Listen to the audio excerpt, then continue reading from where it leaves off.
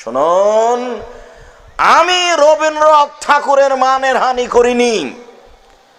রবীন্দ্রনাথ ঠাকুর মুসলিম বিদ্বেষী মানুষ। মানুষ যখন বিপদে ঠাকুর তখন বিলাতে, মুসলিম যখন বিপদে ঠাকুর তখন বিলাতে। ঠাকুর বলে যে ঢাকা বিশ্ববিদ্যালয়ে কি হবে, ওরা বাংলা অক্ষর চিনে না, বেটারা বিশ্ববিদ্যালয় বানায়, ওটাকে কাবা ঘর বানাও, এটা ঠাকুরের কথা। ঠাকুর বঙ্গভঙ্গের বিরুদ্ধে 25 লাইনের কবিতা লিখেছিল। ওমা তোমার আকাশ তোমার বাতাস আমার প্রাণে বাজায় বাঁশি।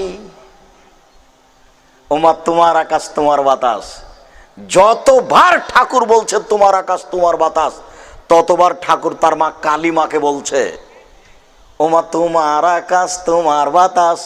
তাই আব্দুর রাজ্জাক বিন ইউসুফ বলেছেন তোর বাপের আকাশ। আমি ঠাকুরের মানের হানি করিনি।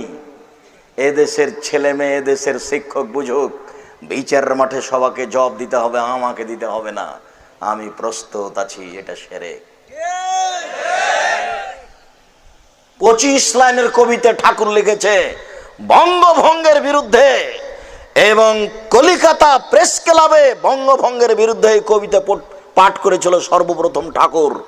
এই রবীন্দ্রনাথ ঠাকুর মুসলিম বিদ্বেষী। রবীন্দ্রনাথ ঠাকুর বলেছিল ঢাকা বিশ্ববিদ্যালয়কে কাবা ঘর বানাও।